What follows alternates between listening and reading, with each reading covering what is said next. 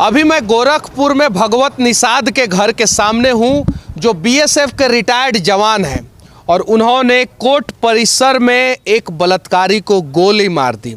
और मेरे साथ अंगद निषाद जी हैं, जो क्षेत्रीय नेता हैं और भाजपा के एक कार्यकर्ता हैं।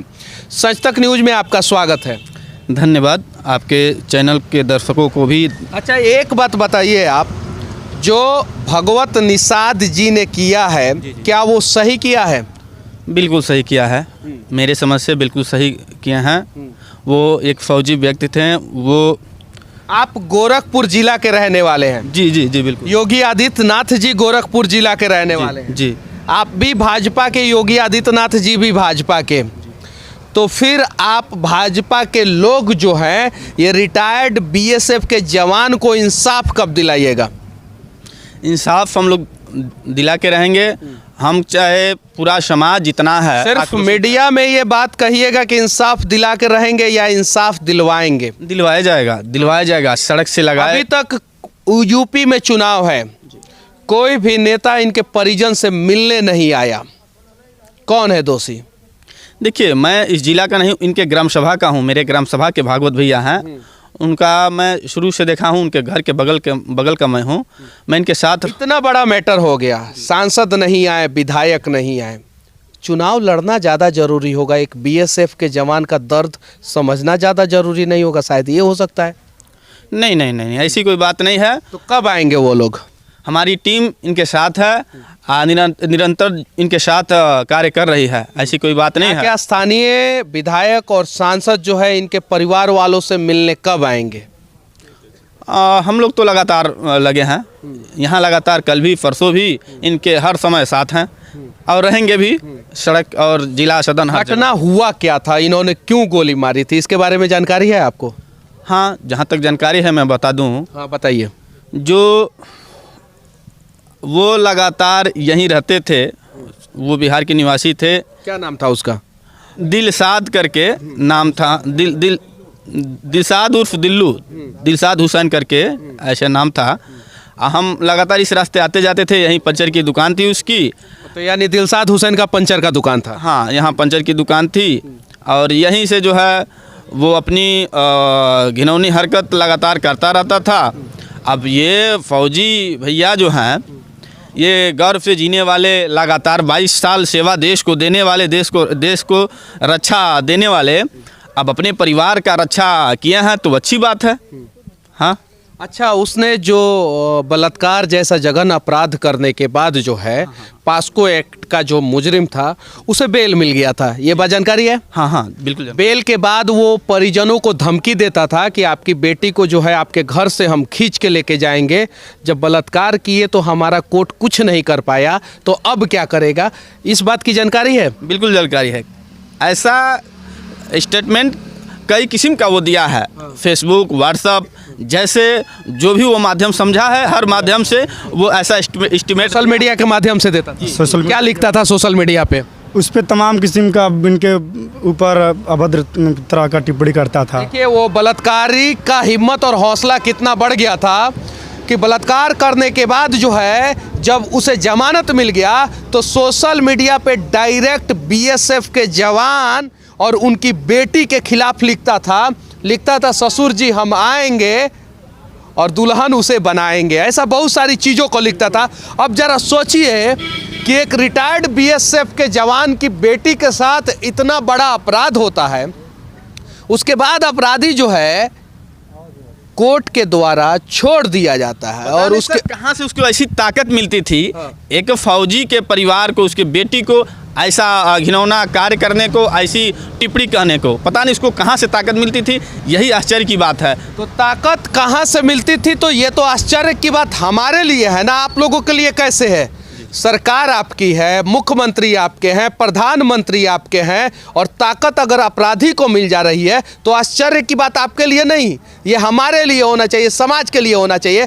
और वैसा अपराधी को मनोबल कैसे इतना हाई हो गया? सर्च इस पे हो रही है, सर्च चल रहा है। सर्च तो ये चल रहा है कि बेचारे बीएसएफ के जवान जो है जेल के अंदर चले गए। नहीं, सर्च चल रहा है। जो भी उसको पनाह दे रहा होगा, चाहे ताकत दे रहा होगा, उसको बख्शा नहीं जाएगा। ये कांड बीएसएफ के जवान के मोबाइल के अंदर तमाम तरीके का रिकॉर्डिंग था जिसमें वो धमकी दे रहा था। उनका मोबाइल सीज कर लिया गया है। देखिए, मुझे पार्टी और सरकार के लेवल से ना देखिए, ये मेरे भाई थे, मेरे गांव के थे, उस नज़रिए से बात करिए। मैं खुद पीड़ित हूँ, मेरी बेटी थी वो, ये मेरे भाई हैं, इस नज़रिए से मुझे बात करिए। मुझे पीड़ा है इसका। देखिए, एक भाई जो है वो पीड़ित है क्योंकि उसका भाई जो है जेल के अंदर है। एक चाचा जो है वो पीड़ित है क्योंकि उसकी भतीजी के साथ गलत हुआ है। और एक पार्टी का कार्यकर्ता होने के नाते एक व्यक्ति भी पीड़ित है क्योंकि इंसानियत के नाते एक बच्ची के साथ गलत हुआ है। कड़वा सवाल हम करेंगे, हम मीडिया वाले हैं, नहीं करेंगे तब तक जवाब हमें नहीं मिलेगा, और जवाब ढूंढने का प्रयास तब तक करेंगे जब तक उस बच्ची को इंसाफ नहीं हो जाए और जब तक उस बीएसएफ के जवान के साथ इंसाफ ना हो जाए। अगर उन्होंने गलत किया है तो क्यों गलत किया है, इसकी जांच होनी चाहिए।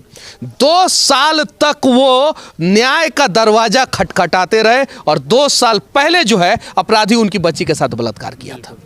उसके बाद वो अपराधी का हिम्मत और हौसला देखिए कि जेल से छूटने के बाद इसी घर के पास आके उन लोगों को धमकी देता था, उनके परिवार वालों को धमकी देता था। उसका इतना हिम्मत और हौसला बढ़ गया। और दुर्भाग्य की बात यह है कि समाज में रहने वाले कुछ सामाजिक प्राणी जो है वो ताना भी देते थे बीएसएफ के जवान को। क्या गलती था उस बीएसएफ के जवान का? 22 साल देश का सुरक्षा किया, अपने परिवार वालों के साथ नहीं रहा, बॉर्डर पे रहा, ठंड हो, गर्मी हो या बरसात हो, बंदूक लेके खड़ा रहा। और जब हम सोए रहे तो 56 इंच का सीना जो है उसका हमारी सुरक्षा करता रहा पाकिस्तान के बॉर्डर पे। आज हमें उसके साथ खड़े होने की ज़रूरत है। अगर वो गलत है तो क्यों गलत है, इस चीज़ की जांच होनी चाहिए और ओपन कोर्ट में उसकी सुनवाई हो, ओपन कोर्ट में, ताकि पूरा देश के लोग देखें कि कोर्ट ने सज़ा नहीं दिया तो एक पिता ने मजबूरी में हथियार उठा के बलात्कारी को सज़ा दिया। क्या मैं सही बोल रहा हूँ? बिल्कुल सही बोल रहे हैं। आपके चैनल से मैं भी समाज और इस प्रदेश देश से वो गुहार लगाता हूँ कि ऐसे दोषी जहाँ भी हों तुरंत ऑन द स्पॉट फैसला लेना चाहिए। घटना के बारे में जानकारी है आपको? Yes sir. जो हुआ क्या सही हुआ? सही एकदम हुआ। ऐसा हर पिता को करना चाहिए अपने बेटी की सुरक्षा के लिए, अपने परिवार की सुरक्षा के लिए, जो भी किए। क्या नाम हुआ आपका? वाल्मीकि निषाद। अच्छा, ये बताइए कि जो एक पिता ने अपनी बेटी की रक्षा के लिए किया, क्या वो सही किया? बिल्कुल सही किया। क्या उन्होंने सही किया? एकदम सर। अगर हमारा परिवार सुरक्षित नहीं रहेगा तो हमें खुद सुरक्षा देनी पड़ेगी। हम अपने देश की सुरक्षा कर सकते हैं तो हम अपने परिवार की भी सुरक्षा कर सकते हैं।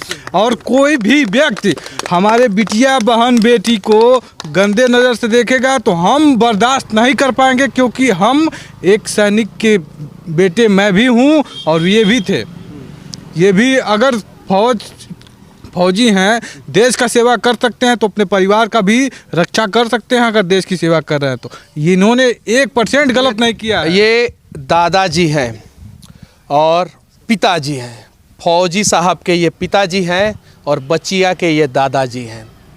बस इनसे अब हम क्या सवाल पूछें कि आपके बेटा ने क्या किया, सही किया या गलत किया?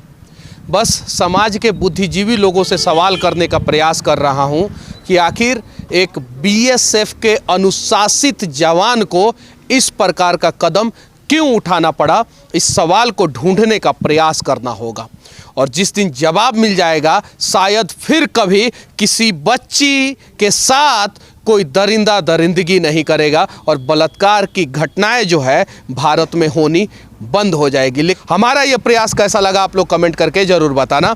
जय हिंद।